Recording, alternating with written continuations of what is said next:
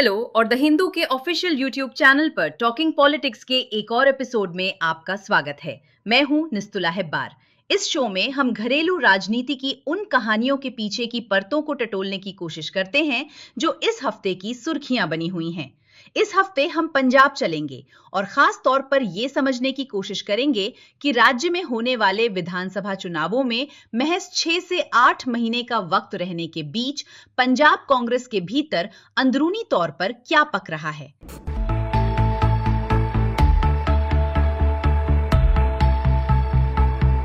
अब तक की कहानी हमेशा की तरह हम पंजाब कांग्रेस में जारी उथल-पुथल की अब तक की कहानी से शुरुआत करेंगे। राज्य में 2027 के विधानसभा चुनावों में 1 साल से भी कम का समय बचा है और ऐसे में कांग्रेस खुद को एक और नेतृत्व के टकराव से जूझता हुआ पा रही है।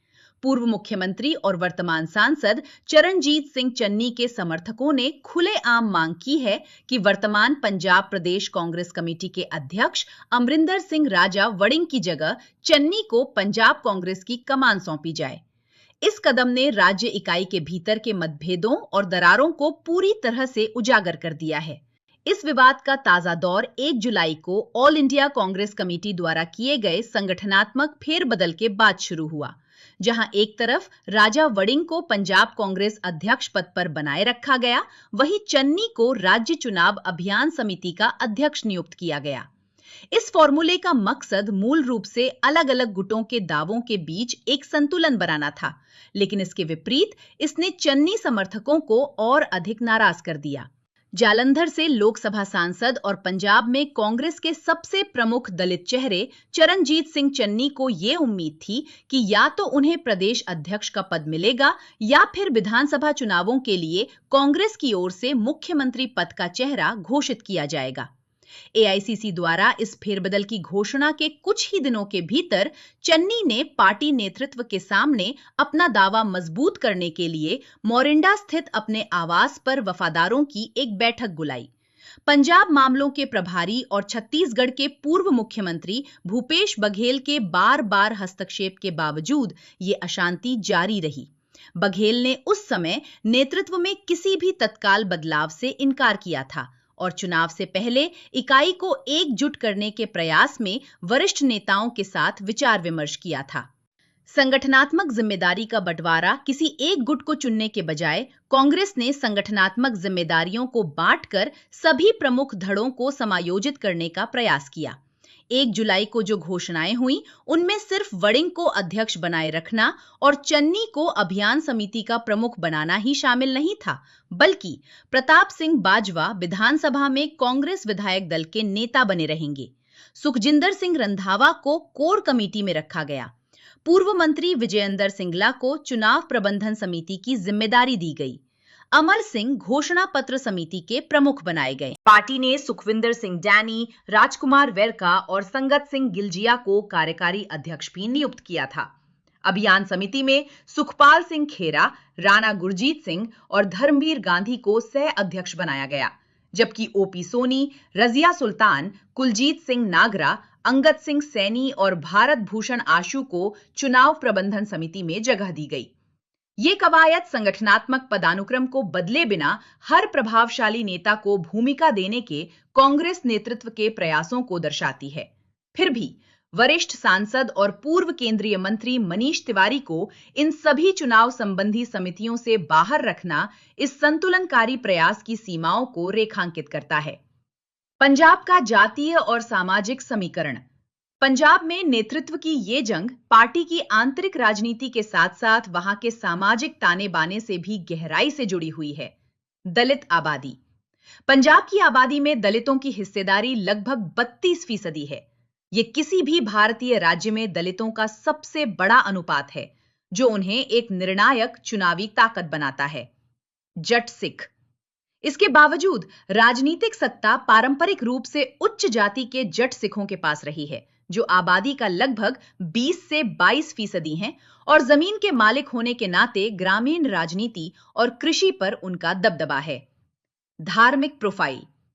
पंजाब में सिख लगभग 58% हैं, जबकि हिंदू लगभग 38 से 39% हैं, जिनकी शहरी निर्वाचन क्षेत्रों में बड़ी उपस्थिति है।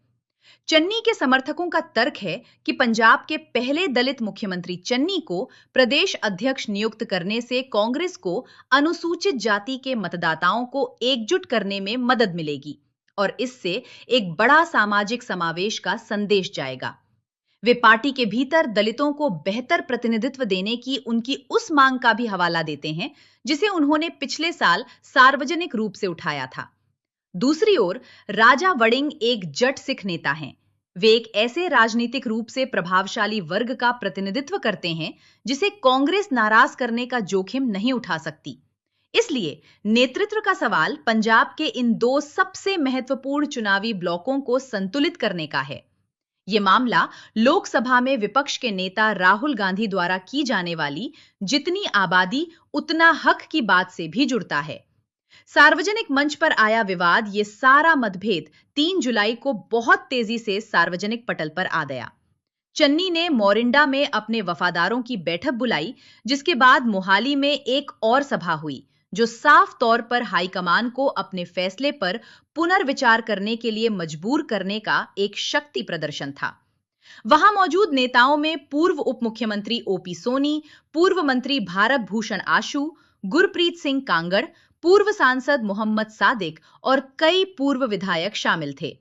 वरिष्ठ विधायक तृप्त रजिंदर सिंह बाजवा ने कहा कि नेताओं का हाईकमान से कोई विवाद नहीं है, लेकिन वे चाहते हैं कि संगठनात्मक बदलावों पर पुनर्विचार किया जाए।